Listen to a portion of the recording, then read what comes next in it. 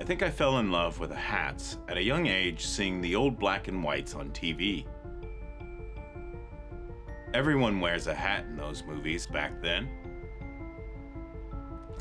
I had a special interest in the film noirs of those early days. The way light and dark pooled in the screen, on the sets, the actors, their faces. Their faces, exuding the tension and desire cut in two by a hat. The striking look characters had, like Humphrey Bogart's Sam Spade in The Maltese Falcon, left me with a feeling of cool. Cool. The movies influenced my appeal for hats in ways that I did not fully understand until much later in my life. Why did everyone wear hats then? And the question I wondered more, why does nobody wear them now?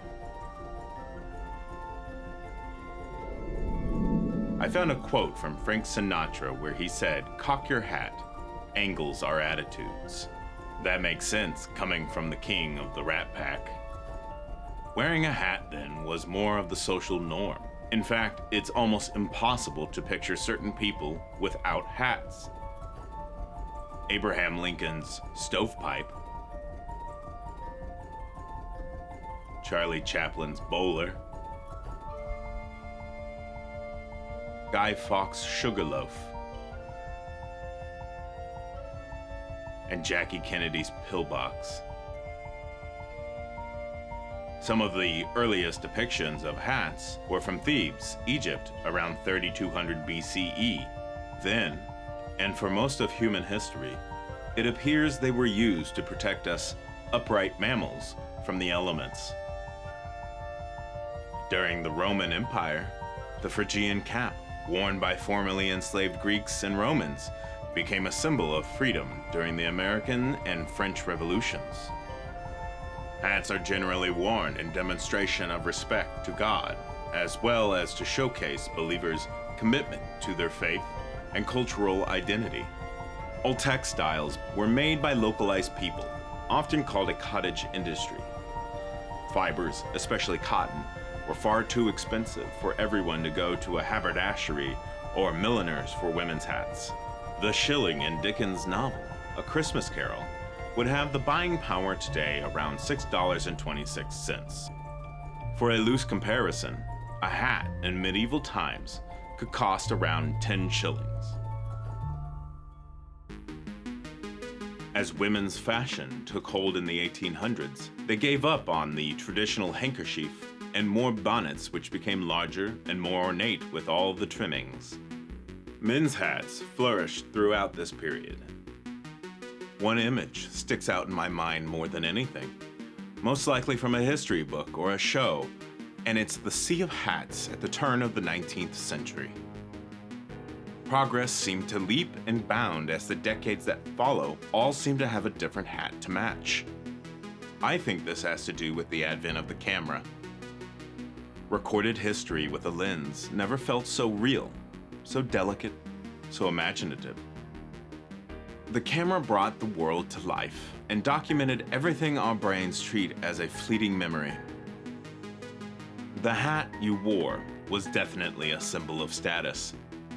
The iconic image of J.P. Morgan still to this day is a symbol of wealth, or for the majority of people, what they see is the greedy banker. The gangster era is still the most poignant display of hat wearing, highlighted by numerous movies. One in particular stands out. Miller's Crossing by the Coen brothers. They said the image that stuck out to them in the initial concept of the movie was the stark contrast of a dark hat blowing aimlessly through a forest, representing the duality of our human nature.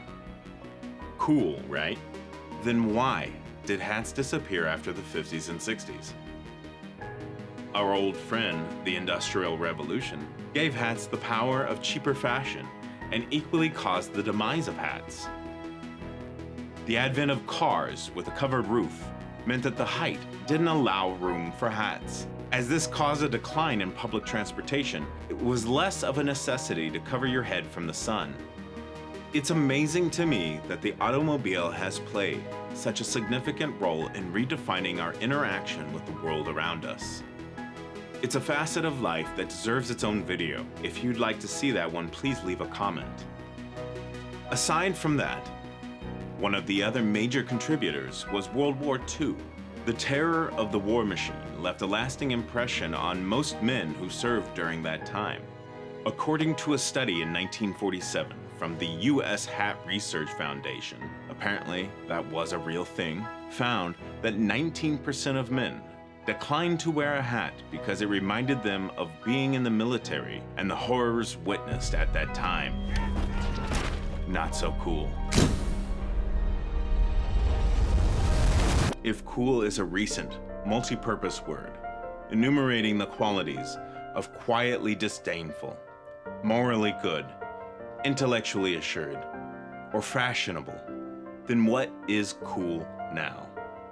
Consequently, if life is so well recorded that it almost now reflects the actions and attitudes of a society in real time, have we approached the end of history? Hats are a reflection of the past, a past that's right behind us. That's pretty cool. Poet John Oldham in the 17th century put it this way, "And all of your future lies beneath your hat." I think that's pretty good advice. Don't you?